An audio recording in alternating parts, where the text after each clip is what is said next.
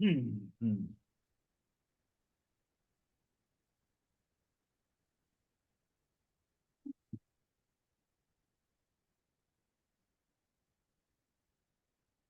मथे मरना।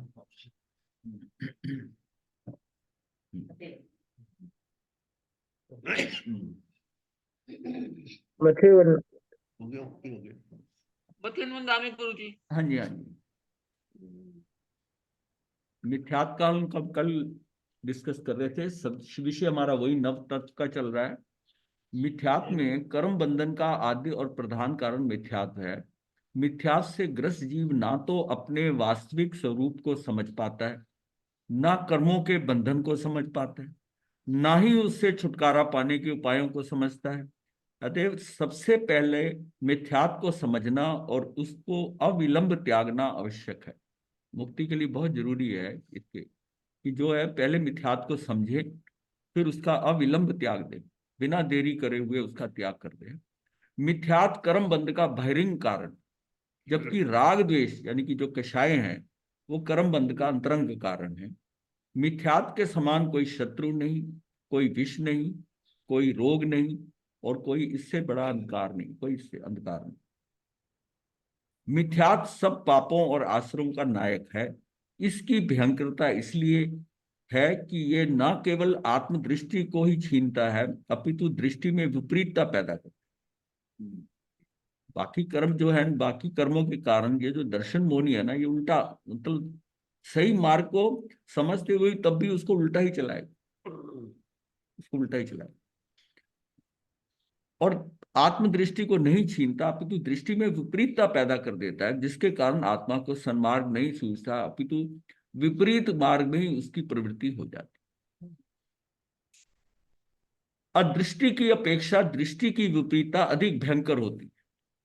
वह पर रूप को अपना स्वरूप समझने लगता है, पर पुद्गलों में ममत्व और स्व गुणों का अनादर करने लगता है। मिथ्यात्व के प्रभाव में मनुष्य अपने आत्मिक सौंदर्य को तुच्छ मानकर पौद्गलिक पदार्थों में सुख देखता, उसे पौद्गलिक पदार्थ ही अच्छे लगते हैं, पौद्गलिक पदार्थों में सुख मानता है। जो उसका आत्मिक सौंदर्य है, जो उसका आत्मा, उसको वो उसको तुच्छ मान लेता है। मिथ्या मान्यता क्या है? मिथ्या मान्यता, अब इसको समझें कि मिथ्या मान्यता पर में सुख है कि ये मुझे सुख देगा। माता पिता है तो वो समझते हैं कि बेटा सुख देगा, ये मेरा भाई सुख देगा। पर में सुख है, इंद्रियों के विषयों में सुख है। मतलब ये सारा जो है ना, पर में सुख है कि सब मेरे हैं, मेरे मेरे हैं, ये इनमें मुझे सुख मिलेगा ही। इंद्रियों के विषयों में सुख है। धन वैभव पद प्रतिष्ठा से सुख मिलता है। परिजन सुख देते हैं, देवी देवता सुख देते हैं, दुख मिटाते हैं। तंत्र से, मंत्र से, यंत्र से, किसी की लब्धि चमत्कार से, देवगुरु धर्म के प्रताप से सुख मिलता है। कि देवगुरु धर्म के प्रताप से सुख मिलता है। दुख दारिद्र रोग शोक मिटते हैं। देव स्तुति से, मंत्र जाप से सुख मिलता है, दुख मिटते हैं। पंच परमेष्ठी सुख देते हैं, दुख मिटाते हैं। इसी तरह के ऐसे भ्रम, भ्रमणा, विभ्रम, विमोह मिथ्यात्व में पलते हैं। अब ये जो है ना, अब सारा सुन के बड़ा अजीब सा लगेगा। जो लोग समझते हैं कि मंत्र जाप माला ये सब करने से हो जाएगा, उसमें सिर्फ इतना फायदा है, उसके करने में नुकसान इतना फायदा है। उसमें आप कहीं गलत काम नहीं करते, पर उस समय में जितना फायदा समझ रहे हो उतना फायदा नहीं, क्योंकि आपने पर से हुआ। जब एक द्रव्य दूसरे द्रव्य का कुछ कर ही नहीं सकता, तो फिर कौन क्या कर सकता है? इस लाइन, एक लाइन से ही ईश्वरवाद का खंडन हो जाता है कि एक द्रव्य दूसरे द्रव्य का कुछ कर नहीं सकता, तो कोई किसी का कुछ नहीं कर सकता।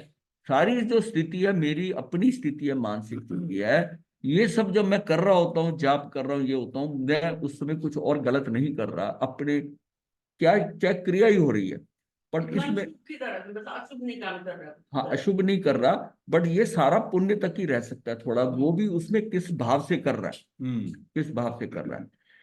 सारी बात एक्चुअली, सारा परिवर्तन जो होना है वो अपनी आत्मा में होना है। उसमें वो सिर्फ ये कुछ ना करते हुए अपनी आत्मा का ही ध्यान कर रहा है और उसमें स्थित हो रहा है, तब सारा कार्य हो रहा है। और शरीर के स्तर पर हो रहा है तो क्या कैसे हो सकता है? शरीर तो पर है, शरीर कैसे करेगा? और फिर क्या जड़ जो है, जड़ चेतन का लाभ कराएगा? तो चेतन जो जितना पावरफुल है, जड़ से हम सोचते हैं शरीर से क्रिया होगी, मन वचन काया से, इस जड़ से कार्य क्या होगा? जड़ जड़ से सिर्फ ये है कि वो पाप नहीं हो रहा तो पुण्य हो रहा है। मतलब ये कोई अशुभ प्रवृत्ति नहीं है, प्रवृत्ति नहीं है कि अशुभ कर रहे हैं आप, माला कर रहे हैं, ये कर रहे हैं, पर इसी को ही धर्म समझ लिया अगर तो बस गए। तो उस बात है, हमारे पास सबसे जो शॉर्टेज है वह समय की है। टाइम उस फ्रेम में आप क्या कर रहे हो, कितने प्रश्न हल कर रहे हो, और एक है कि जो ज्यादा नंबर वाला उसको हल कर रहे हो। समय आपकी कम है तो आप बाद में फिर सारा देखते हो। तो पूरी क्या है, एक एक जिस बच्चे को पेपर में क्वेश्चन सिलेक्शन करनी नहीं आती, वो सबसे कम नंबर वाले को इतना टाइम दे देता है, सबसे कम नंबर वाले को इतना टाइम दे देता है कि जो उसको पता है कि ये आता भी है, जो ज्यादा नंबर वाले थे जिसमें आ सकता है उसके लिए समय नहीं बचता। अब सबसे पहले ये देखना होता है कि सबसे ज्यादा नंबर अगर आता है और सबसे ज्यादा नंबर वाला जो है उसको करा जाए, फिर उससे कम वाले का करते फिरते फिर जो टाइम अगर नहीं भी बचता तो थोड़े थोड़े नंबरों का 5-7 नंबर का रह जाएगा, अलग बात है। जो बहुत ज्यादा करना है, लिखना है, और उसके बाद नंबर उसके कम है क्योंकि वो आसान प्रश्न है, तभी हमेशा करते हैं कि हमेशा कठिन प्रश्न को जो है ना, जो आपको आता हो लेकिन वो आम आदमी बच्चा नहीं करता हो, वहां से ही शुरू करो। तो टीचर जो एग्जामिनर होता है, जो कॉपी एग्जामिनर करता है, उसको इंप्रेशन हो जाता है कि इसने सबसे पहले सबसे मुश्किल उठाया, मुश्किल उसको, वो उसको ध्यान से पढ़ता है और देखता है कि इसका लेवल क्या है। बस टीचर एक एक शब्द नहीं पढ़ता, एग्जामिन कॉपी एग्जाम करने वाला, उसकी एक्सपीरियंस होता है कि कॉपी देख के समझ जाता है कितने कितने लेवल का है स्टूडेंट, और उसमें सिर्फ 1-2 नंबर का इधर उधर फर्क होता है, बाकी उसको सेस हो जाता है कितने पानी में है। अब क्या हम जैसा उसने लिखा है एक एक बच्चे की कॉपी का एक एक शब्द पढ़ते हैं? नहीं। वो जनरल उसकी हैंडराइटिंग से, उसकी साइकोलॉजी से, क्वेश्चन के सिलेक्शन से, उससे समझ। यही हालत हमारी यहाँ धर्म में, कि हम क्या कर रहे हैं। अगर हमें यही नहीं पता कि हमारे पास जो समय इतना लिमिटेड है, उसमें आप समय के करते रहते हो, तो 48 मिनट का ध्यान करना, 48 मिनट का घड़ी देख के समाई करना, अब वास्तव में समाई तो हो नहीं रही है। पुनिया श्रावक वाली तो समाई को तो ध्यान जैसे ध्यान से होता है। अब वो समाइक हो नहीं रही है तो आपकी समाइक में क्या हो रहा है? घड़ी देखने साथ में विचार भी चला, बस 5 मिनट रह गए, 7 मिनट, घड़ी देख, क्लॉक बाउंड मतलब टाइम बाउंड हमारी समाइक होती है, उसमें ध्यान तो हमारा घड़ी में लगा हुआ है।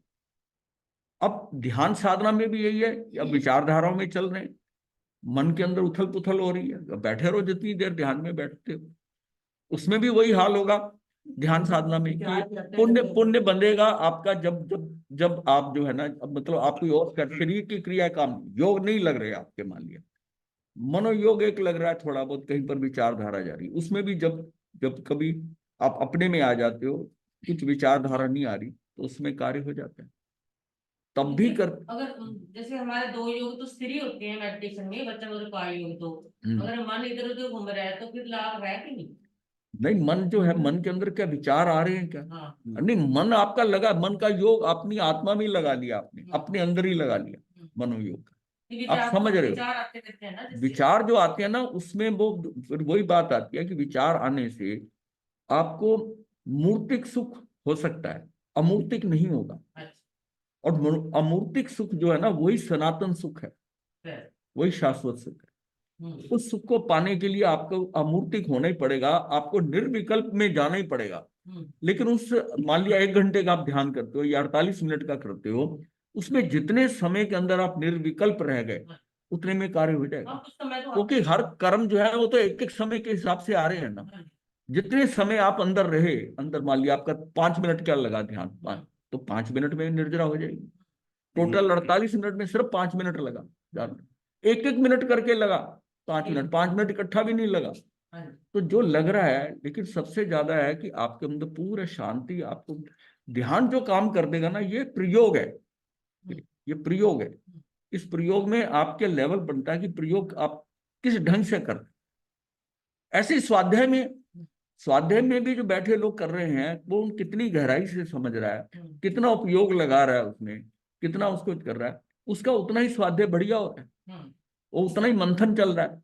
एक आदमी है वो सिर्फ बैठा सुन रहा है, लाभ तो उसको भी होगा, लेकिन उसको उसको उतनी गहराई नहीं मिलेगी, उतनी गहराई नहीं मिलेगी। क्योंकि जब कोई चीज आप समझते हो ना तो आपको आत्मिक सुख मिलता है, कोई कोई पॉइंट आपका जो कभी नहीं अटका हुआ हो, और स्वाध्याय करते करते कोई बात ऐसी आ जाए और आपको एकदम समझ आए कि अच्छा ये ऐसे है, उसमें आप चाहे कुछ समय के लिए कितने आनंदित होते हो कि मेरा ये पॉइंट हल हो गया, ये हल। वो उसमें जब हल होता है ना, वो पॉइंट को टच करता है, वो ज्ञान टच करता है, उस समय उसका वो जो सुख है थोड़ा वो उसका सुख मिलता है उसे। बाकी स्वाध्याय में तो ये कहा गया है कि अगर पास में बैठा ही हो, कानों में शब्द पढ़ रहे हैं, तब भी उसको लाभ हो रहा है। मतलब अगर कुछ नहीं समझ आ रहा, नहीं पढ़ रहा, अंधा अगर पार्क में जाए, उपवन में जाए, तो सुगंध से दिख नहीं रहा उसको फूल कैसे हैं, पर क्या सुगंध से वंचित रह जाएगा? सुगंध तो उसको भी आएगी ना, सुगंध तो आएगी ना। ये यहाँ सुगंध से ही काम हो जाता है। और जो पास में बैठना शुरू हो गया ना, उसको पहले शुरू में समझ नहीं आती और हौसला रख के बैठा रहे, तो आप देखो कि उसको समझ आता है। फिर धीरे उसको 15 दिन 20 दिन महीने के बाद उसको समझ में आने लगा, उसने भाषा पकड़ ली, जान लिया, तो उसको समझ में आने लगा। तो ये हमारे अंदर जो भाव है ना कि पंच परमेष्ठी सुख देते हैं, दुख मिटाते हैं, इसी तरह के ऐसे भ्रम भ्रमना विभ्रम विमोह मिथ्यात्व में पाते। जो कुछ भी को होना है आपने करना है, अपने में ही करना है। जो कार्य होना है वह आपका अपने में ही होना है, कोई दूसरा नहीं आके कर सकता, और कहीं बाहर नहीं होना, आपके अंदर ही होना है। अब ये जो है प्रज्ञापना सूत्र का एक 23वां कर्म प्रकृति पद सूत्र है 66 में, इसको उत्तर है ये। हाँ,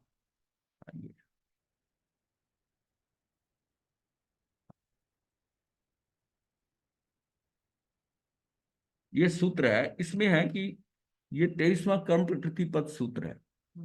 इसमें बताया गया है कि ज्ञानावर्णी कर्म का उदय, ज्ञानावर्णी कर्म का उदय होता है तो दर्शनावर्णी कर्म का भी उदय होता है।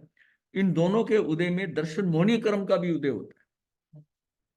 और या इसमें दर्शन मोहनी कर्म का उदय हुआ यानी कि जीव जो है वो मिथ्यात्व में जाएगा।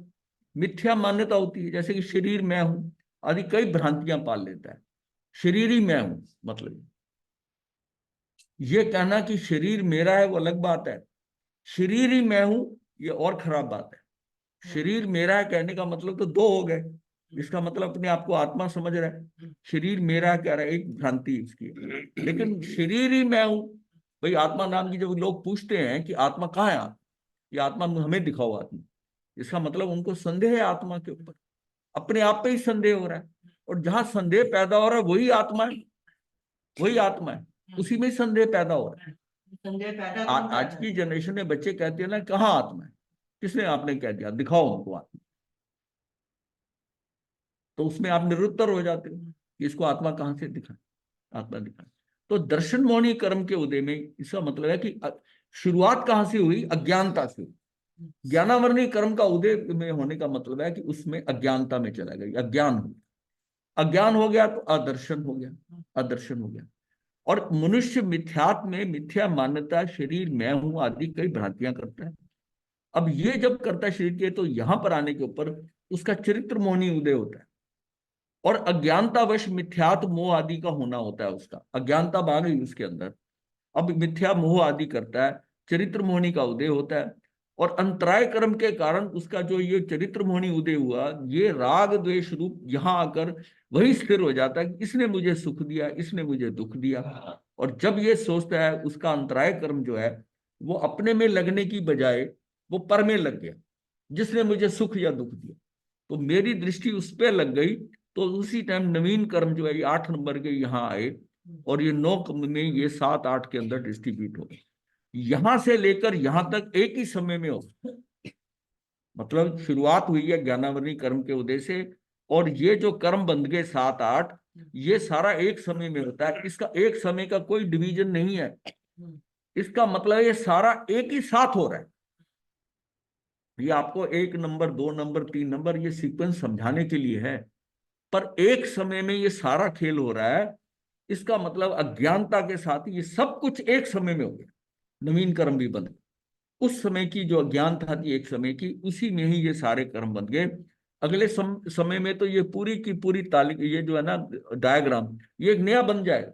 ये प्रति समय बन रहा है, प्रति समय बन रहा है कि ज्ञान। हाँ बोलिए। जैसे पापड़ खा रहे हैं, हाँ पापड़ खाते समय हाँ। उसको देख भी रहे हैं, स्पर्श भी कर रहे हैं, हाँ जी, उसका स्वाद भी आ रहा है, उसकी आवाज भी आ रही है। ठीक है। तो ये सारे कार्य एक साथ नहीं हो रहे, इसमें भी अलग अलग समय है। हाँ, तो ये सारे कार्य एक साथ में एक ये समय में ये आत्मा में हो रहे हैं, ये एक ही समय में हो रहा है। वो पुद्गल में है। वो पुद्गल में है, वो शरीर के स्तर पर आप करते हो। तो आप उसमें इंद्रियां उसमें आप एक समय तो पकड़ ही नहीं सकते। इंद्रियां अलग अलग है ना जी। इंद्रियां अलग अलग है, आपका खेल ये एक समय तो ये इसका बनने का है। आप जो चीज करते हो आपको तो एक समय का पता ही नहीं है। हाँ। और ये जिस खेल समय तो कान सुन रहा देख नहीं रहे, ये वो सारा अलग अलग समय सब अलग अलग समय सारे इंद्रियों का प्रयोग हो गया उसमें तो। हाँ। उसमें हो At a गया। time वो नहीं है। पौद्गलिक ढंग से दोनों अप्रोच, टाइम नहीं है। दोनों अप्रोच अलग है। सारे इंद्रिय लगे। नहीं नहीं, एक समय में नहीं लगती। नहीं होता ये। सारी इंद्रियां स्टेप बाय स्टेप लगी, क्योंकि आत्मा का पहले देखा, फिर स्पर्श भाई पीछे सोर्स तो एक ही है ना। वो जो इंफॉर्मेशन जाएगी अगर इस इंद्री की जाएगी, बाकी कंफ्यूजन थोड़ी होगा। वो सारी स्टेप वाइज होती है, लेकिन ये सारी 5 समय में ही होनी है ना। इकट्ठी हो जाती 5 समय के अंदर पांचों इंद्रियां 5 समय में करती हैं। तो अपने को तो 5 समय भी बहुत कम समय है, हमें तो वो भी नहीं पकड़ में आना। हमें तो इकट्ठा ही लगना है, हमें तो इकट्ठा ही लगना है। अब ये सीक्वेंस समझना है, क्योंकि शुरुआत हमारी अज्ञानता से होती है। और वहाँ उदय होना और बंद भी साथ साथ रहे हैं, और सब कितने कार्य एक साथ हो रहे हैं। हाँ तो यही है ना, एक अगले समय में दूसरा कर्म उदय में आ जाएगा। अभी इस समय में तो अज्ञानता का हुआ कि ज्ञानावरणी कर्म का उदय हुआ, और जैसे हुआ तो देखा जाए तो दर्शन साथ, ज्ञान साथ, दर्शन सारे अपनी अपनी फील्ड में सारे उदय, सारा कार्य हो रहा है और बंद भी रहा है। अगले समय में तो पूरी फॉर्मेशन अलग होगी, पूरी अलग ही अलग। वो अलग हो जाएगी, ये पूरा सेटअप ही अलग हो जाएगा।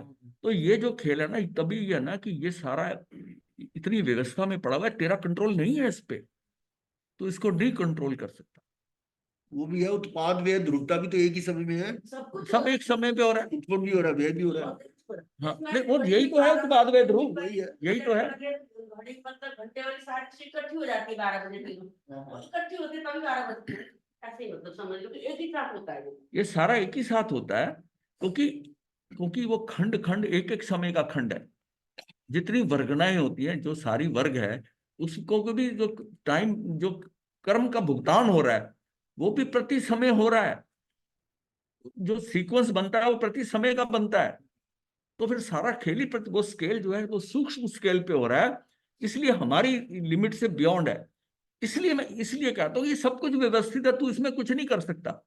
तू जो कर सकता है वो ये है कि ये अज्ञानता ना आए। इसका मतलब तेरे कर्म कम बने। तू कहाँ कंट्रोल कर सकता है? वहां कंट्रोल कर सकता है कि जहां तू, सब फेल है। हाँ मुशाद, हाँ, तू अज्ञानता में, मतलब तू कर्म तेरे नहीं बंधे, अगर ना तेरे कम हल्के और कम बंधे हुए हैं, तो तेरा काम वहां से शुरू होगा। जो इनकमिंग है ना, वहां से होगा। ये तो आउटकम, जो रिजल्ट आ रहा है, इसमें तू क्या कर सकता है? तू तो इसको वहां से, जहां से शुरुआत हो रही है वहां से पकड़ इसको। इसके लिए कि तेरे हाथ में, तू पूर्व कृत कर्मों के बारे में सोच ही मत। तू तो आज की में अपनी दृष्टि रख कि तेरा नवीन कर्म ना बंधे, क्योंकि ये तुझे आकर फ्यूचर में फंसाने वाले हैं। जो अब आ रहे हैं ये तेरी पूर्व की अज्ञानता के कारण आ रहे हैं। इसको सहज भाव से निपट ले। इसको जैसा हो रहा है, ना तो किसी निमित्त को दोष दे, ना अपने को दे। ये पूर्व की भूल है, इसको सहजता से, सरलता से आप कर ले। इतना इतना सजग हो जा। मेरे कर्म का है, मुझे ही भोगना है, ये अपने को दोष नहीं। क्यों अपने को क्या दोष है? जब मैंने, मेरा ही पूर्वकृत कर्म है, तो दूसरे को तो दोष दे देते हो और अपने को नहीं देते। और दूसरा भी जो कर रहा है, निमित्त आपके साथ अपशब्द बोल रहा है, या आपको दुखी कर रहा है, या आपका नुकसान कर रहा है, वो भी आपका ही कर्म है। वो तो उस कर्म के भुगतान के लिए सहायक बन रहा है। हाँ, उदय में तो अपना ही आया ना। सोमिल ब्राह्मण गज सुकमाल की मुक्ति में सहायक है। अगर उसको सहायक मानो तो फिर तो कुछ नहीं, कि ये जो कर रहा है ये मेरी सहायता कर रहा है, और ये मुझे मार रहा है, मुझे दुखी कर रहा है। कोई किसी को मार ही नहीं सकता। वो तो निमित्त बन रहा है उनकी मुक्ति का। ये भगवान ऋषि नेमि ने इसको श्री कृष्ण को कहा कि तू क्रोधित जो हो रहा है उसके ऊपर, ये कौन ऐसा है जिसको अपनी आयुष का कोई नहीं, उसको मैं खत्म कर दूंगा। वो कहते ये नहीं है, उसने तो मुक्ति का कारण बना है उसका। ये दृष्टि जब तक नहीं आएगी, निमित्त का दोषारोपण करना बंद हो जाएगा सहज भाव में। ये मेरा सहयोगी है, मेरे कर्म से आया, या ये मेरे कर्म मेरे ही हैं, ये तो उसके भुगतान में सहयोगी बन रहा है। अगर ये दृष्टि अगर हो जाए कि ये सहयोगी बन रहा है, तो समझो मार्ग में हमें मिल गया। बस वहां तक हमने पहुंच। मेरे को उनका सहायता देने आया था, तो समझ लो। हाँ, समझ नहीं जा, इसको भुगत ले, हाँ, समझ लो। भुगत ले। अब भुगतना जो है उसका मतलब है कि ये तेरा ही किया। जब देखिए, जब आदमी खुद गिरता है, बच्चा भी खुद गिरता है ना, और कोई देख नहीं रहा, चुपचाप खड़ा होकर चल पड़ता है, और किसी का धक्का लगाओ तो उसकी बात है। अब जब तक ये ना आए कि ये जो मेरे साथ प्रॉब्लम हो रही है ये मैं खुद ही, मेरी ही गलती है, तो आपकी दृष्टि बदल जाएगी। और जब आप दोषारोपण करोगे, दूसरे पे दोष दोगे, तो और नए बात तो नए बांधोगे। इसका मतलब है संसार में अभी और घूमना है। तो ये बात जो है ना, इस डायग्राम से क्लियर होता है। और ये इसको समझने के लिए ऐसा कि ये ऐसा सीक्वेंस चल रहा है, पर ये सारा जो है एक समय अति सूक्ष्म काल में एक साथ ये चारों घाती कर्मों का मनुष्य पर आक्रमण और नवीन कर्म का बंद होना, ये चारों घाती कर्मों की बात हो रही है। और ये इसको कर्म बांध, उसके साथ भी और बहुत कुछ हो रहा है, वो एक समय में हो रहा हर है, समय का अलग हर समय का अलग अलग है। इसलिए इसको मानते हैं कि तू, मैं कर सकता हूं, मैं कर, इसमें कोई कर्म बदल सकते हो। जो सीक्वेंस बनकर जो भुगतान आ गया वो आ गया। फिर ये बताया कि जो एक कर्म जो आता है, उस कर्म का भुगतान जो है, जो एक समय में आपने बांध लिया, उसका भुगतान एक समय में नहीं होना है, कितना समय वो पट के आता है। हम्म। तो अभी जो कर्म उदय में आ रहा है, ये नहीं कि उस टाइम एक समय का बांधा था वही आ गया। अब हो सकता है कि सबका क्यूमुलेटिव टोटल होके आ रहा है, वो किस अनुभाग का, किस स्थिति का हो गया है, उसका भुगतान ये होगा। इसलिए भगवान ने कहा कि उदय होने से पहले उदीरना कर ले, और एक बार उदय हो गया तो इसका कुछ नहीं कर सकते। इसलिए एक समय का प्रमाद ना कर, जो कर्म उदय में हो रहा है ना, उसको उसको तू खत्म कर दे। तो ध्यान साधना में क्या है कि जिसमें आप ध्यान में बैठते हो ना, वो आपकी कर्मों को आप उसमें उदीरना भी आपकी चालू हो जाती। अगर सही अगर आत्मा में चले गए तो उसमें आपकी उदीरना भी चालू हो गई। और उसमें कई कर्म ऐसे हैं कि जो शुरू होते तो लंबे चलते, वो उसका भुगतान हो जाता है, भुगतान हो जाता है। लंबे वाला का जो देर तक चलेंगे उनका।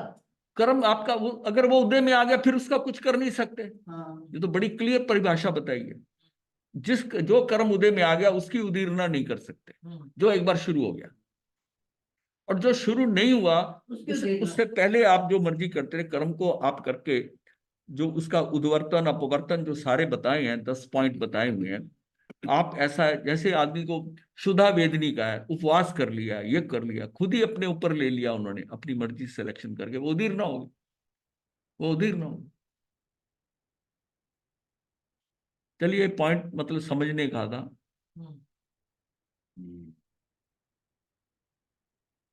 तो वाला करो, जानिए यही करो, क्लिक या करो, तुम यही से ले लेते तो मिथ्या मान्यता क्या है कि पर में सुख है, ये हमने कर लिया। प्रज्ञापना सूत्र का देखिए, प्रज्ञापना सूत्र क्या है? जीव के ज्ञानावरणी कर्म के उदय में दर्शनावरणी कर्म भी उदय में आता है, और इन दोनों के उदय में दर्शन मोहनी कर्म का भी उदय आता है। दर्शन मोहनी का मतलब क्या है कि अश्रद्धा, ये क्या है, ये हमारा दर्शन, ये मिथ्यात्व में ले जाता है। दर्शन मोहनी का मतलब मिथ्यात्व में, मिथ्या। दर्शन मोहनी कर्म का भी उदय होता है। दर्शन मोहनी कर्म के उदय में जीव निश्चय ही मिथ्यात्व को प्राप्त होता है। इस प्रकार मिथ्यात्व के उदय में जीव निश्चय ही 7-8 कर्म प्रकृतियों का बंध करता है। सभी जीवों में 7-8 कर्मों का बंध का यही क्रम है। इससे तात्पर्य यह है कि कर्म से कर्म आता है और बंधता है, और मूल कारण मिथ्यात्व ही बताया कि कर्म से ही कर्म बंद होगा।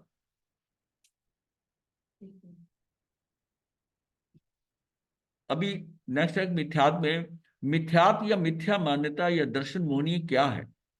शरीर आदि रूप मैं हूं, मैं शरीर आदि का कर्ता भोक्ता भी हूं, राग आदि भाव कर्म का भी कर्ता भोक्ता होने से ज्ञानावरण आदि द्रव्य कर्म का भी कर्ता भोक्ता हूं।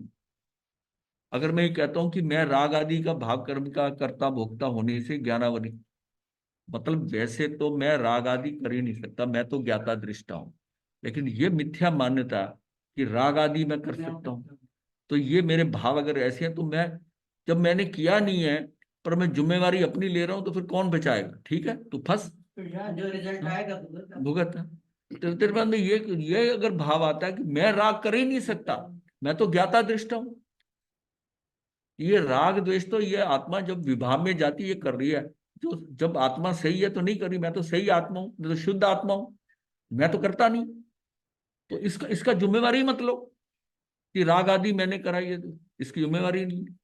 कर्म का कर्ता वो मैं हुई नहीं, कर्ता भोक्ता, मतलब ये जो, जब तक मैं ये समझता हूं कि कर्ता मैं हूं, तू कर्म भी नहीं कर सकता, लेकिन फिर भी भ्रांति है तुझे कि मैंने कर्म किए।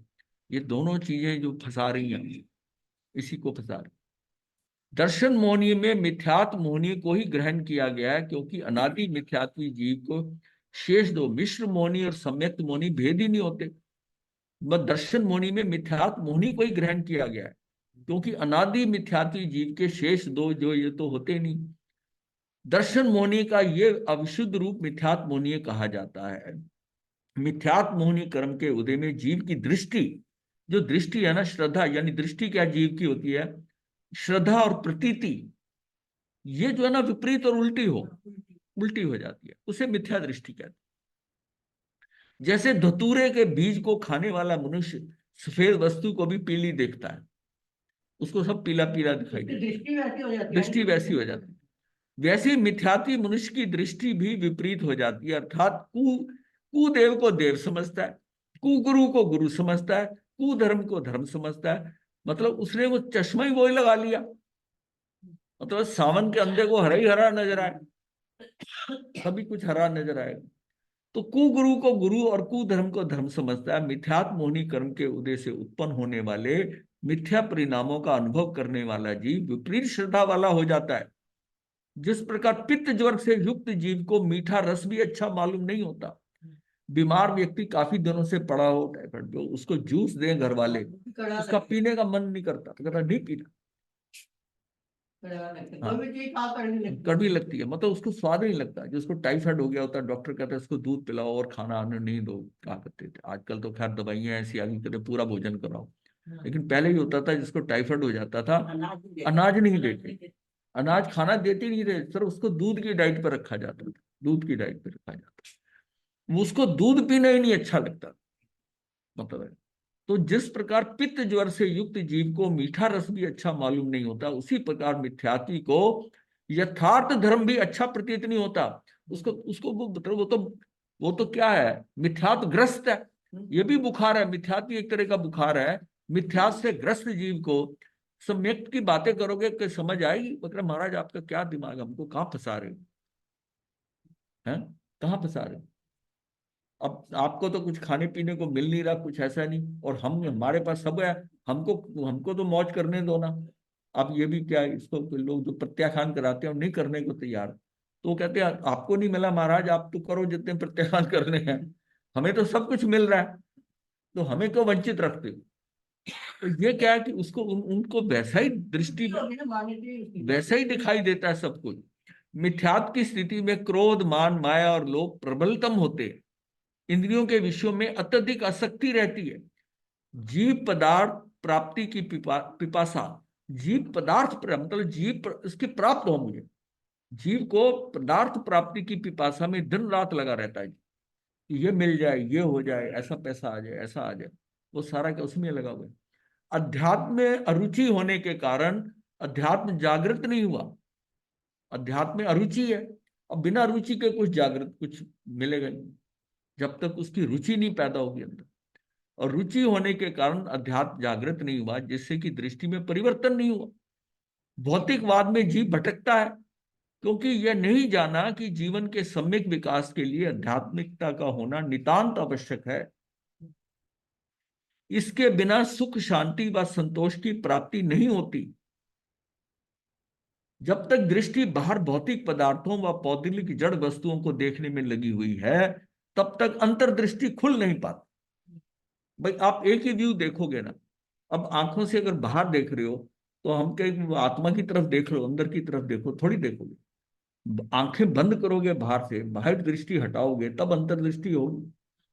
जब तक बाहर दृष्टि बाहर भौतिक पदार्थों पर, जड़ वस्तुओं को देखने में लगी हुई है, तब तक अंतर्दृष्टि खुल नहीं पाती। और जब बाहर से हटता है तो भीतर अंतःकरण खुलता है। वो कहते हैं ना कि तुम्हारे ज्ञान चक्षु खुल गए, अब उन चक्षुओं से देख रहा है उसके अंदर, इन इंद्रियों से नहीं, अपने आत्मा के चक्षुओं से देख रहा है। तो जब बाहर से हटता है तो भीतर अंतःकरण के अंदर जाता है। अंतःकरण देह में आत्म बुद्धि, पर पदार्थों में ममत्व बुद्धि, स्वामित्व बुद्धि, राग द्वेष आदि भावों में कर्तृत्व बुद्धि, भोक्तृत्व बुद्धि, पुण्य को भला, पाप को बुरा ना मानना, पुण्य करते करते मोक्ष की प्राप्ति होगी, ऐसा विपरीत मान्यताओं में श्रद्धा को मिथ्या दर्शन कहते हैं। देह में आत्म बुद्धि, पर पदार्थों में ममत्व बुद्धि, स्वामित्व बुद्धि, राग द्वेष आदि भावों में कर्तृत्व भोक्तृत्व बुद्धि, पुण्य को भला, पाप को बुरा ना मानना, पुण्य को भला और पाप को बुरा ना मानना, और पुण्य करते करते मोक्ष की प्राप्ति होगी, ऐसा विपरीत मान्यताओं में श्रद्धा को मिथ्या दर्शन कहते हैं। नवीन मिथ्या कल्पनाओं में श्रद्धा उत्पन्न होती है, उसे ग्रहित मिथ्यात्व या मिथ्या दर्शन कहते हैं। ग्रहित मिथ्यात्व मतलब है नवीन मिथ्या कल्पनाओं में श्रद्धा उत्पन्न होती है। और जो मिथ्या दर्शन जन्म से ही रहता है, जो पीछे के संस्कारों से लेके आए, वो अग्रहित मिथ्या दर्शन, मतलब अग्रहित मिथ्यात्व। दो तरह के मिथ्यात्व हैं, अग्रहित मिथ्यात्व और ग्रहित मिथ्यात्व। अर्थात अनादि से चला आ रहा, अनादि से चला आ रहा ये मिथ्या सहज ही, यानी कि निसर्ग है, ये आपने कुछ नहीं किया, ये तो निसर्गता से आ गया, उसे अग्रहित मिथ्यात्व कहते हैं, अग्रहित। परंतु मनुष्य जाति ने ऊपर से ग्रहित मिथ्यात्व अंगीकार करके तीव्र मिथ्यात्व, अब मनुष्य भव में आ गए। पीछे से जो मिथ्यात्व आ रहा था, जिन गतियों में गया घूमा, वहां अज्ञानतावश जो मिथ्यात्व हो गया। अब मिथ्यात्व ज्यादातर क्या है कि मिथ्यात्व जो पहले कभी मनुष्य बना, देखिए मिथ्यात्व का तोड़ जो है वो मनुष्य भव में ही हो पाए, और किसी गति में होगा, कहीं जाएगा तो कहाँ पहुंचे। बेंद्री, तेंद्री, चौंद्री, पचेंद्री, पचेंद्री के अंदर मिथ्यात्व टूटे तो पचेंद्री जीव अगर त्रेंच भी होगा तो पचेंद्री कम से कम होना चाहिए, मनस्क होना चाहिए। मन तो उसके पास होना चाहिए ना, विचारधारा चेंज कर। अब ये जो अग्रहित मिथ्यात्व है, जैसे इस जन्म में हम इस जन्म में मनुष्य बने और हमको धर्म की सारी सूचनाएं सब पता है, मिथ्यात्व हमारे अंदर था, लेकिन ऐसा सदगुरु मिल गए या कुछ ऐसा ज्ञान हो गया कि हमारा वो मिथ्यात्व टूट गया। तो हमने मिथ्यात्व को, जैसे ही हमने यहाँ का नया मिथ्यात्व इकट्ठा नहीं किया, तो पुराना अपने आप खत्म हो जाए। जैसे ही सम्यक दर्शन हुआ, तो सम्यक दर्शन का मतलब जो पुराना पड़ा हुआ स्टॉक में से निकल गया, समझो, तभी सम्यक दर्शन, मिथ्यात्व निकल गया। अब वो जीव सम्यक दृष्टि होके जाएगा तो वो कहीं उल्टा पुल्टा काम नहीं करेगा, ना ही उससे होगा, और उसके लिए उसकी स्थिति बदल गई। अब इस जन्म में आकर हमने नवीन मिथ्यात्व बांध लिया, और इनके पूजा पाठ इसमें चक्कर में लगे, और उसके उपाय करने लगे, जितने पाप कर्म के हैं उसको, कि मेरा कट जाएगा पाप, ऐसा कर जाएगा, इतने ब्राह्मणों को भोजन खिला दे, इसमें ये कर दे, जो सारे उपाय बताए जाते हैं, उससे वो उन कर्मों को काटना चाहता है, कटेंगे, उसका मिथ्यात्व बढ़ गया। अब यहां से जब जाएगा, जितना मिथ्यात्व लेके आया उससे ज्यादा लेके गया, तो कैसे गति बदलेगी, कैसे बदलेगी। सबसे पहले तो हमें वो मिथ्यात्व, पिछला मिथ्यात्व तोड़ना है। इसका मतलब यह है कि आप कुछ भी नहीं करते धर्म के अंदर, अपनी इस सिर्फ समझ गए कि ये जो मेरी विचारधारा, ये सारा जो भी डिस्कस किया हमने 2 पेज में, कि ये मेरा मिथ्यात्व है, इसको मुझे हटाना है। और इसमें यह है कि कोई मेरा कुछ कर नहीं सकता, मैं किसी का कर नहीं सकता, पहले फंडामेंटली है। शरीर, शरीर क्या है? ये पौद्गलिक का, ये मैं हूं ही नहीं, ये तो मेरा पड़ोसी है, मैं तो आत्मा हूं। ये बात जब क्लियर हो जाएगी, निमित्त निर्दोष है और सारा बाहर व्यवस्थित है, ये सारी चीजें आपको जब क्लियर करेगी, ये आपके नवीन जो मिथ्यात्व है, जो इसको हम कहते हैं ग्रहित मिथ्यात्व, जो इस जन्म में आप ग्रहण कर रहे हो। अग्रहित, अग्रहित तो पड़ा हुआ है, लेकिन ग्रहित को आप जो नहीं कर रहे हो और करते करते सम्यक दर्शन हो गया, तो अग्रहित साथ चला गया। ये नहीं हो सकता पीछे का पड़ा हुआ ये खत्म हो गया। अग्रहित मिथ्यात्व तो उसी समय खत्म हो जाएगा जो पीछे से स्टॉक में आ रहा है, क्योंकि अब आपकी लेटेस्ट स्थिति बदल, जो उसकी मिथ्या धारणा है, मिथ्या है। यानी कि अर्जुन माली का ये कहना, उस यक्ष को ये कहना कि तेरी मैंने इतने पूजा की, ये क्या है? ये कितना घोर मिथ्यात्व है। और तू आज जो है, तेरे सामने सारी घटना घट रही है और तू मुझे बचा नहीं सका, इसका मतलब उसके उनके ऊपर था। वो क्या थे? वो कुदेवी थे ना। अब उसके ऊपर वो पूरा भरोसा कर रहा है और उसका आह्वान कर रहा है। अब वो आ गया, अब सारा कार्य हुआ। लेकिन जिसमें जाकर भगवान के पास खड़ा हुआ और उसमें वो जो सुन रहा है और उसको सम्यक दर्शन होता है, तो वो सारा मिथ्यात्व निकला ना। और उसमें सुनने के बाद प्रवचन में जब उससे बात हुई, जबकि उस जो श्रमणोपासक सुदर्शन वो भी सुन रहा है, ये भी सुन रहा है, और ये खड़े होकर कहता है कि मैं सर्ववृत्ति अंगीकार करना चाहता हूँ, मैं दीक्षित होना चाहता हूँ। अब इसका मतलब कितने चक्षु खुल गए उसके, वो सारा पिछला धुल गया इस स्थिति के साथ। तो अपने को सबसे ज्यादा चोट जो करनी, मैं कहूँ किसी और साधना भी क्या है, हम कहते हैं अपने को, हम क्यों कहते हैं कि सम्यक दर्शन के लिए तैयारी करनी चाहिए, सम्यक दर्शन का कि आगे जाके आऊं। लेकिन सम्यक दर्शन की तैयारी ये मिथ्यात्व का निकालना ही है। मतलब उसका, उसके मूल में तो ये बैठा है। अब ये सारी चीजें अंदर हो, अब कितना मर्जी कषाय कम करने के लिए कर लो, जितना मर्जी कर लो, कुछ कर थोड़ी सकते हो। अब सबसे पहले अपने अंदर से मिथ्यात्व ये निकालना पड़ेगा कि कोई किसी का कर नहीं सकता, ये कर, तो फिर मैं इसको दोषी क्यों ठहरा रहा हूं? इसने मेरा बुरा करा, उसने करा, किसी ने, कोई मेरा बुरा कर ही नहीं सकता और कोई मेरा अच्छा भी नहीं कर सकता। जो कुछ अच्छा बुरा ये मेरा अपनी दृष्टि से ही है। जब ये बात क्लियर हो जाएगी तो आपको सारी क्या है, सारा जगत क्या निर्दोष नजर आने लगता है।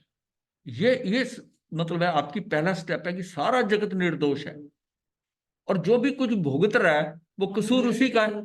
वो कसूर उसका, अगर मुझे भुगतान करना पड़ा है, किसी को भी करना पड़ा है, हाय इसके साथ बहुत बुरा हो गया, अरे भाई इसका ही ऐसी यही भुगत रहा है।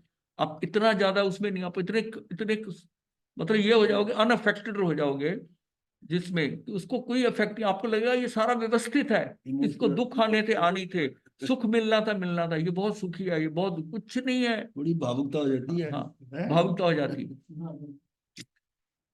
भावुकता होती है, इतना बह जाता है, वो समझता पता नहीं मैं बहुत धार्मिक हूं बहन। अरे नहीं, तुझे समझ नहीं है, तू इन चीजों से अनअफेक्टेड, तुझे बिल्कुल अपना ऐसा कुछ जैसे हुआ ही नहीं, तभी तू स्थिर हो सकेगा अपने में, क्योंकि तेरा कोई है ही नहीं, ये सब अकेले हैं, सब अकेले। तू इसके देखकर, इसके पर दया दिखाकर क्या कर रहा है? कुछ नहीं कर रहा है, तू अपने पे दया कर, तू अपने पे दया। अब ये बात फिर आती है कि महाराज क्या हम अनुकंपा ही छोड़ दें करनी?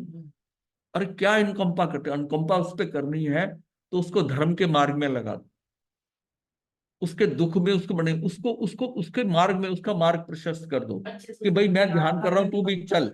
ये सबसे बड़ी अनुकंपा है कि उसका मार्ग परिवर्तन कर दो। वो दुखी हो रहा तो उसको सांत्वना दे दी आपने, पर उसके दुखी में आप दुख हो गए तो ये थोड़ी है।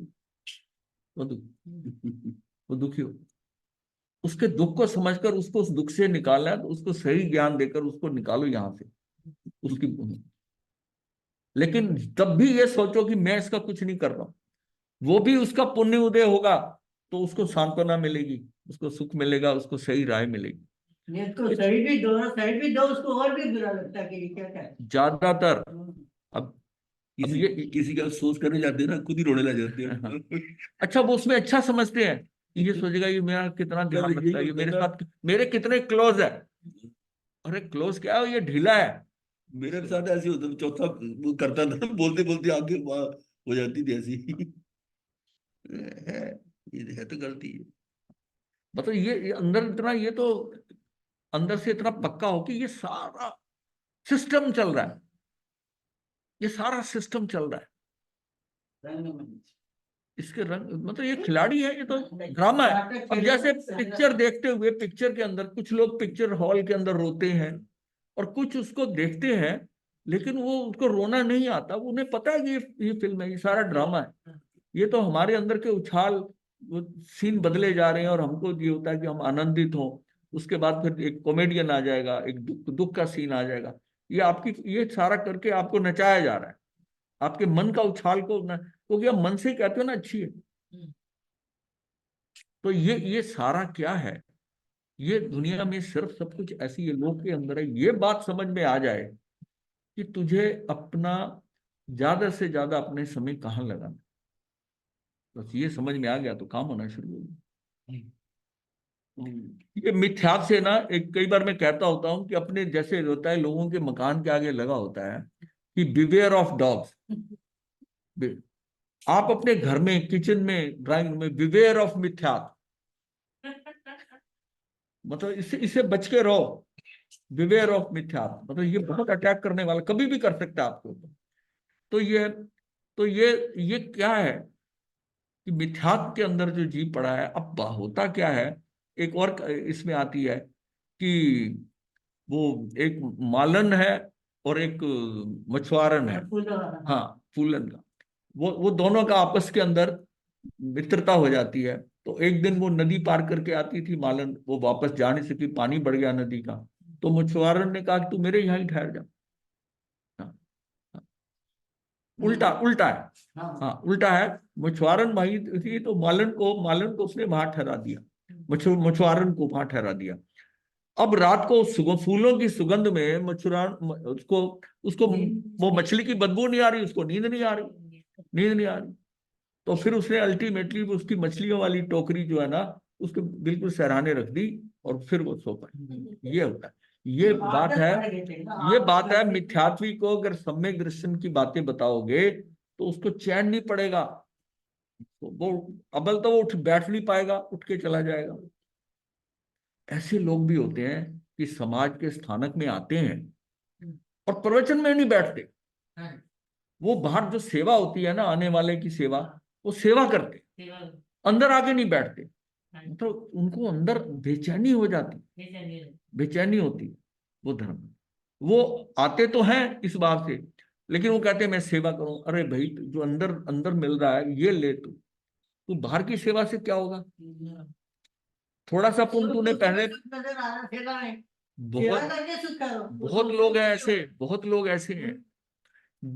ध्यान साधना में आने के बाद में वो कहते हैं जी हम अंदर नहीं करेंगे, हम बाहर सेवा करेंगे। सेवा, बोल रहे हैं। हाँ, सेवा कर देंगे।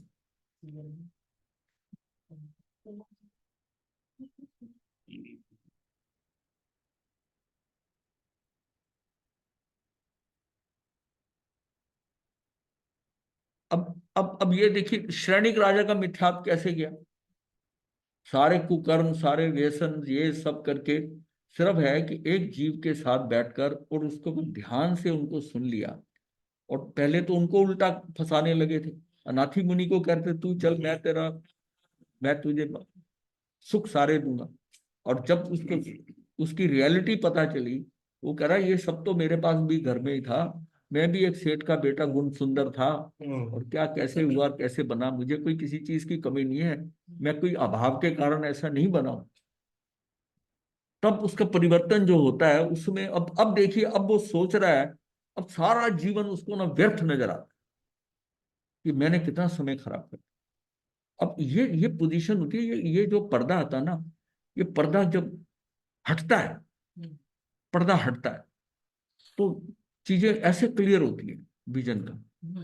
ये जब तक पर्दे पड़े हुए हैं हमारे अंदर, ये पर्दे ये आज आज की जो मॉडर्न मैनेजमेंट के अंदर, वो हमारे अंदर जो हमारी देखने की दृष्टि है, उसके फिल्टर्स हटाए जाते हैं, उसके फिल्टर्स हटाए जाते हैं कि उससे आपकी दृष्टि का, देखने का नजरिया बदले, नजरिया बदले।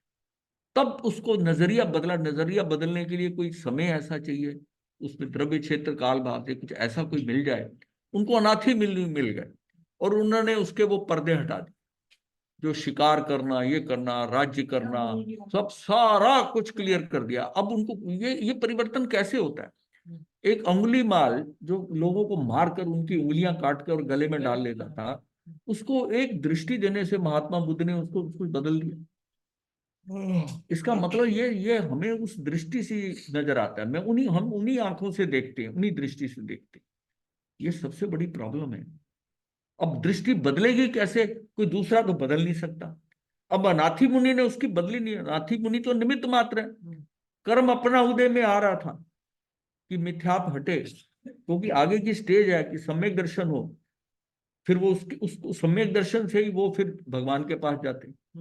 अब भगवान के पास जाने का मतलब है कि उनको अब शायद सम्यक दर्शन हो गया। अब कैसे अंत समय में कैसे स्टेजेस बदली हैं, और भगवान के मतलब 30 वर्ष के इस तीर्थंकर काल के अंदर उनके ये 14वें वर्ष में तो चले गए हैं श्रेणीप्राज, 14वें वर्ष में। तो मतलब ये देखिए ना, इसका मतलब उस आयु के हिसाब से, मतलब उनके मामा का दामाद बना ना ये। चेलना जो थी मामा की लड़की थी महावीर के। मतलब ये इतना रिलेशन होते हुए भी उसके कहने के बावजूद नहीं गए। और अपना काल आया, अपना समय आया, तो कौन किसका परिवर्तन कर सकता है? क्या वो अनाथी मुनि ने किया? नहीं। या उसका समय आया तो फिर ये मतलब है कि ये व्यवस्था में पड़ा हुआ था। जब व्यवस्था में ये नहीं होता तो फिर कैसे वो तीर्थंकर गोत्र भी बांध देते? ये सब कुछ सिस्टम के अंदर पड़ा हुआ था। इसका मतलब है कि बहुत सहजता से जीवन जो है, ये सारी व्यवस्थाओं को समझना है, सारी व्यवस्थाओं को समझना। हम जो अपनी बुद्धि का भी उपयोग करते हैं ना कि मैं ऐसा कर दूंगा, मैं ऐसा कर दूंगा, ये भी गलत है। ये बुद्धि के कारण हम फंसते हैं। अगर तू बुद्धि नहीं भी लगाएगा तो जैसा होना वैसे ही होगा। ये तो तेरे मन की भ्रांति है कि तूने दिमाग लगाया, तूने ऐसे पैंतरे बदले, इस तरह इस ढंग से ऐसा करा, देखा काम हो गया ना। वो होना था दिमाग ये में ये बैठे ये सिर्फ मेरे अंदर एक कर्ता भाव को पुष्ट कर जाता है, मेरे अंदर अहंकार को पुष्ट कर जाता है। और बुद्धि जो है ना, सबसे बड़ी बात है कि बुद्धि अहंकार लाती है। बुद्धि अहंकार लाती है। बुद्धि से जब सफलता मिलने लग जाती है तो अहंकार पुष्ट करता है। कर्ता भाव क्या है? ये अहंकार ही तो है, ये अहंकार ही तो है कर्ता भाव। ये उसका अलग देखने का नजरिया है, अहंकार को देखने का। अहंकार ये कर्ता भाव ही है, और उसको बुद्धि के स्तर पर आता है। जितना कोई, मैं कहता हूं कि सरल है, बुद्धू है, मुक्ति के लिए वो ज्यादा तैयार है। जिसका दिमाग ज्यादा नहीं दौड़ता वो मुक्ति के लिए ज्यादा तैयार है। जिसका ज्यादा दिमाग दौड़ता है, ये ऐसा कर देंगे, ऐसा कर देंगे, वो बुद्धि से करता है। ये समझना बहुत जरूरी है कि बुद्धि किस तरह काम करती है। बुद्धि से हमें दिमाग तेज चलता है, ये हमें नुकसान ना पहुंचाए। अब जैसे एक व्यक्ति को वो डर ही नहीं होता, उसको उसकी बुद्धि को कहता है तुझे डर नहीं लगता, वो कह रहा ठीक है जो हो जाएगा। एक व्यक्ति होता है, उसको बताता है देख अगर ये हो गया ना तेरे साथ ऐसा होगा, ये होगा, ये होगा। तो बुद्धिमान अपने आप को बुद्धिमान समझ रहा है, वो उसको बुद्धि से सारी स्टेजेस समझा रहा है कि बुद्धि से ऐसा ऐसा होगा। तो अच्छा मेरे साथ ऐसा हो जाएगा, ऐसा हो जाएगा। अब जो वो बता रहा है, होना तो वही है जो व्यवस्था में पड़ा हुआ है, व्यवस्था में पड़ा हुआ है।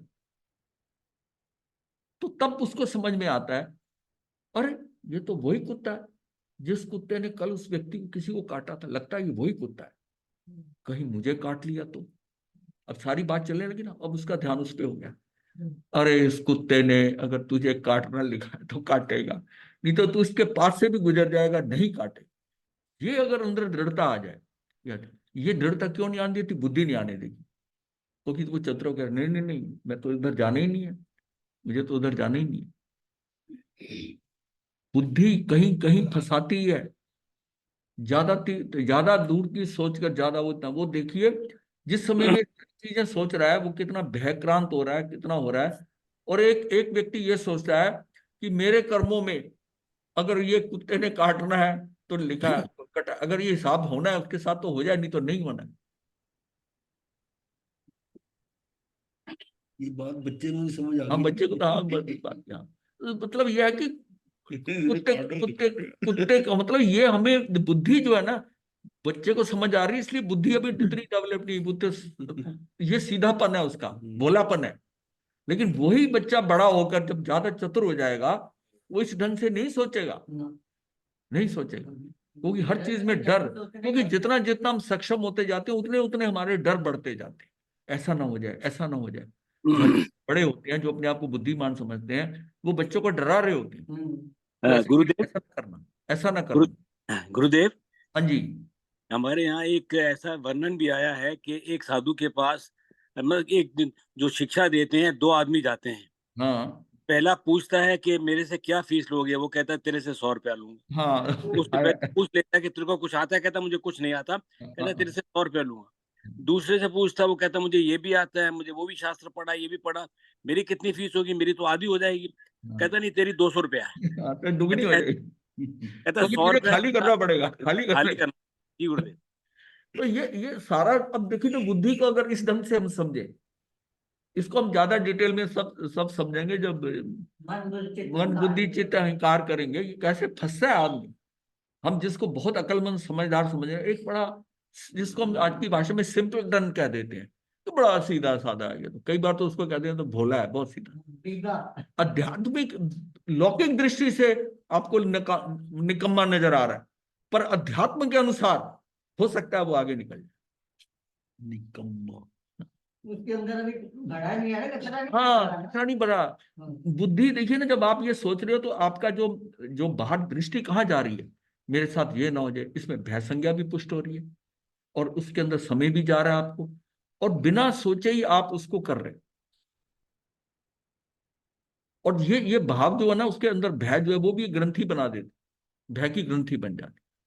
अरे सहज, मतलब आप ये समझो, इतनी व्यवस्थित, फिर वही बात को मैं बार बार करता हूँ, इतना व्यवस्था पड़ा हुआ है कि इसको समझ के कि तेरा कुछ भी अकारण नहीं हो सकता, जो कुछ भी होगा उसमें कर्म एक कारण होगा। इतना तू इतना निडर हो जा, इतना निडर हो जा कि तेरा कुछ नहीं हो सकता।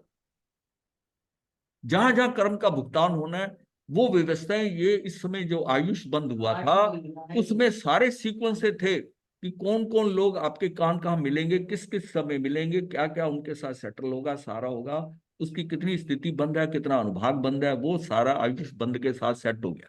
अब वही वही व्यक्ति को वहीं उसी जगह आप पैदा, उसी सिस्टम में आप होगे, उसी उन्हीं लोगों के साथ आपका इंटरेक्शन होगा।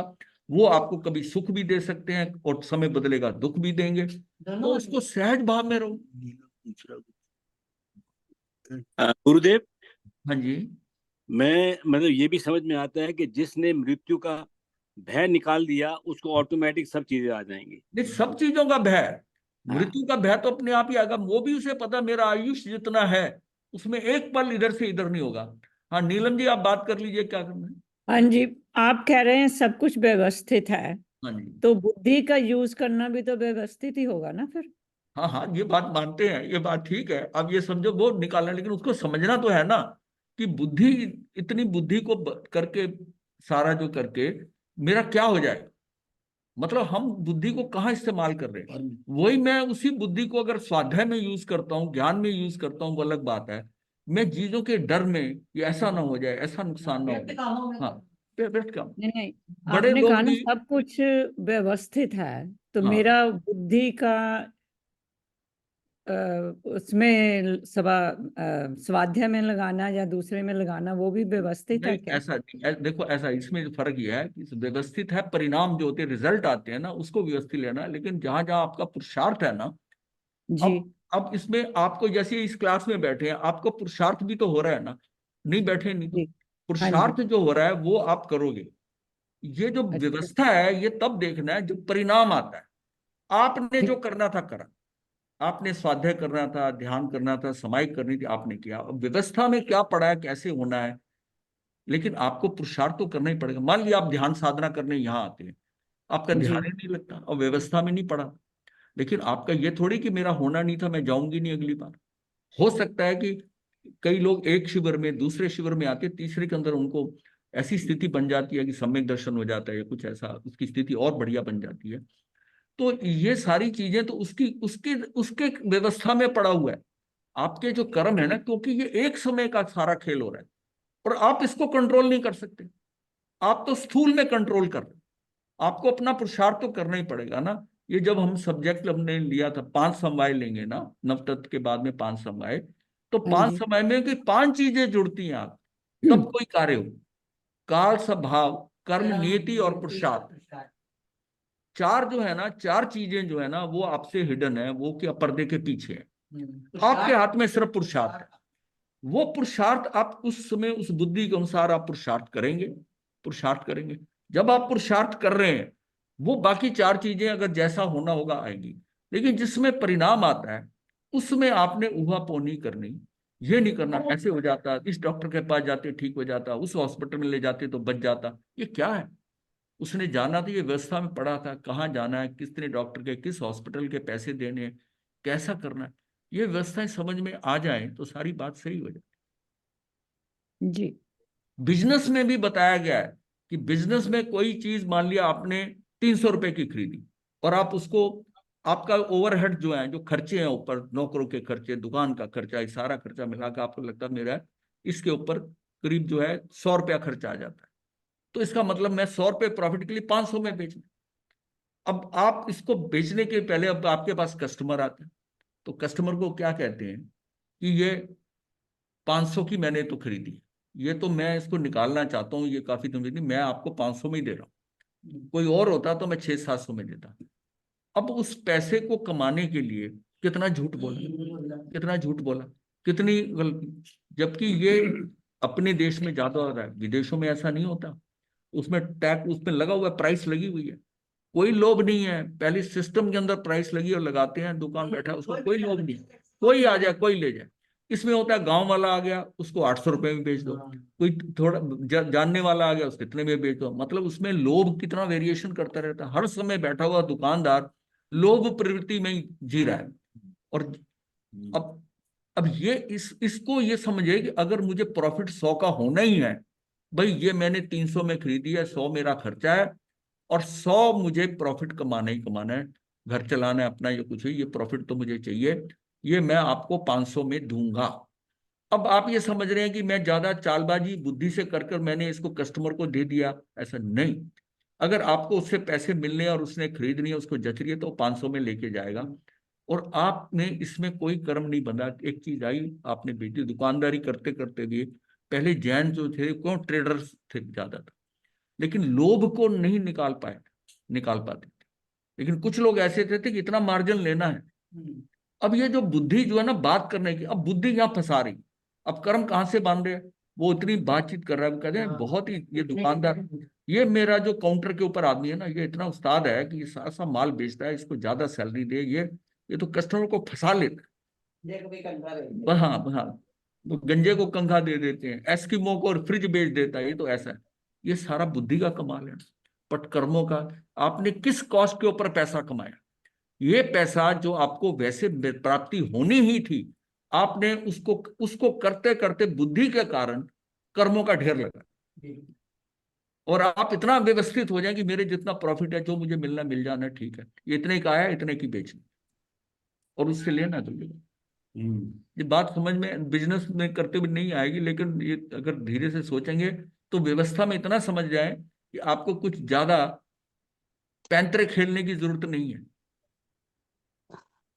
बिजनेस में भी पैंतरे खेलनी होती, मुझे ये लेना है, इतने में बिकनी होगी, बिकेगी, उस दिन का जो प्रॉफिट आपको आना है वो आएगा।